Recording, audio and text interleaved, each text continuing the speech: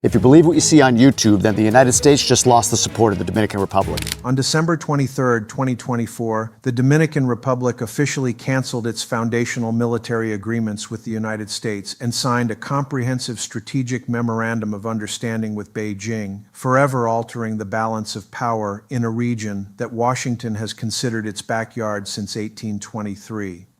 This isn't merely a commercial decision or diplomatic realignment. This is the rapid collapse of the Monroe Doctrine itself, the foundational principle that has governed American hemispheric policy for 2 centuries. Yes, and I have been recognized as the most well-endowed man in the entire world. Under 5'7". And bald. Hey, look, if we're gonna make baseless claims without a shred of evidence, I wanna be part of it too.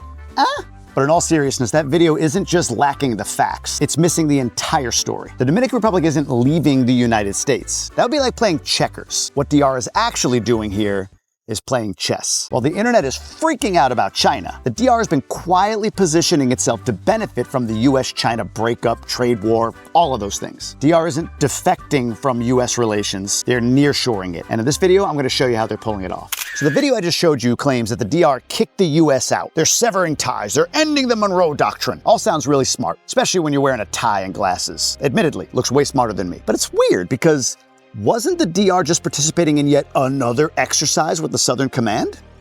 There's also the claim that China's building secret bases in DR. But the DR just authorized the US to set up some level of operations here to prepare for what might be coming between the US and Venezuela. Venezuela, a major Chinese ally. So if the Dominican Republic is marrying China, why would you give the keys to Uncle Sam?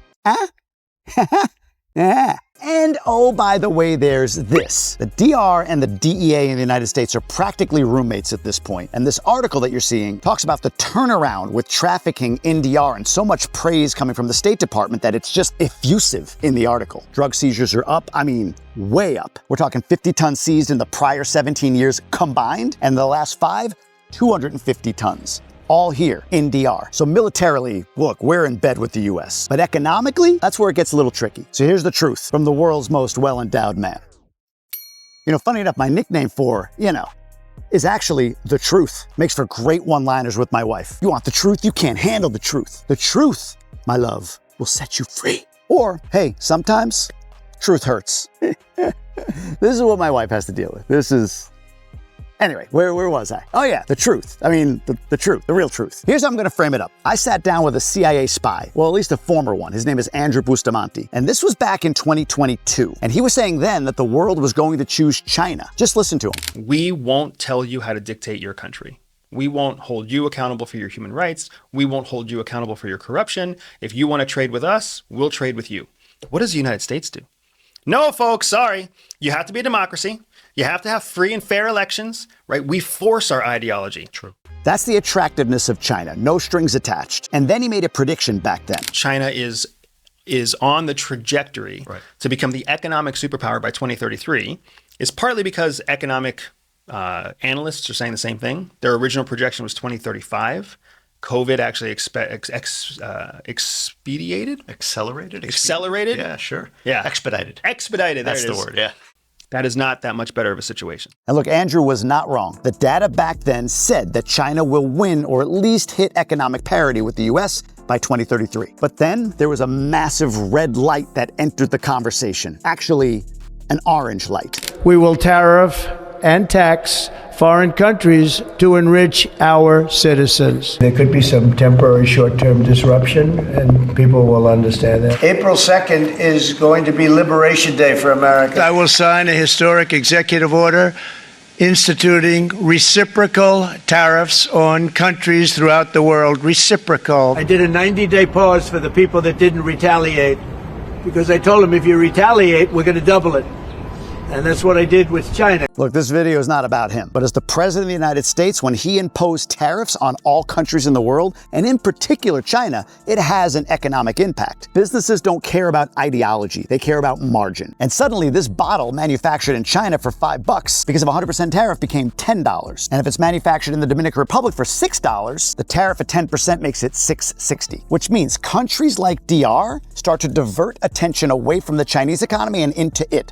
Costa Rica, Panama, even Mexico. So if the prediction was that China would reach economic parity or even surpass the US by 2033, tariff policy has delayed that. Mathematically, it just has. Companies are looking at India and other offshore partners and away from China. And look, I'll prove it to you. I talked to a guy named Randy Carr, CEO of World Emblem, who was looking to move production out of Mexico because of tariffs on Mexico. And when he went on ChatGPT, of all places, to find alternatives, China wasn't the answer he got. It was the Dominican Republic. Here's what he said. I would say the government is what engaged us the most. We just felt better. We just felt better about the free trade zones. We felt better about. I mean, I'm a YPOer. I'm in YPO. Yeah. So when engaging with the YPO community down there, they were very ingratiating. They connected me with a couple of different free trade zones, 2 law firms.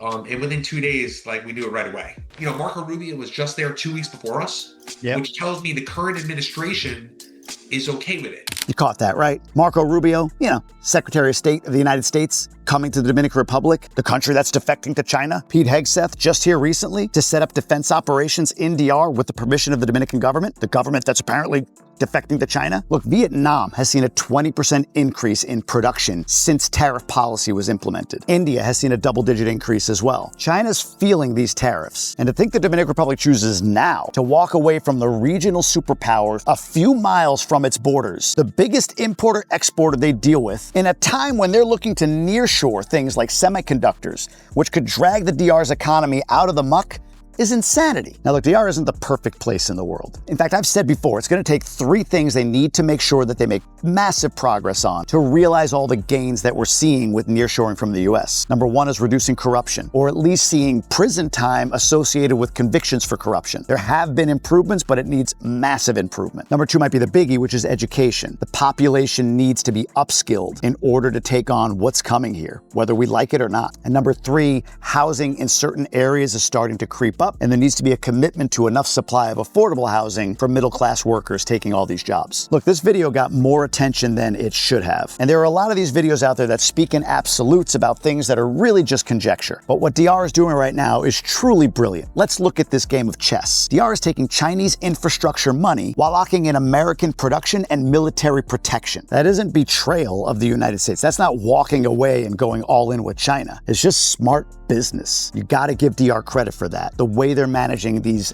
international relationships as they have so far. But there's so much noise out there. There's so many people that are saying this, that, or the other, that I wanted to just sort of present a fact-based, clear evidence picture of the reality of DR relations around the world. Yes, there are Chinese products here. In fact, I'm looking at a Chinese vehicle to buy because it's way cheaper. Yes, there's Chinese investment in infrastructure here. DR's not afraid to take the money. But militarily and from a manufacturing perspective, the US and DR are in lockstep. They're hip to hip, and that ain't gonna change anytime soon. And so now, like my wife, you all benefit from the truth, the whole truth, nothing but the truth.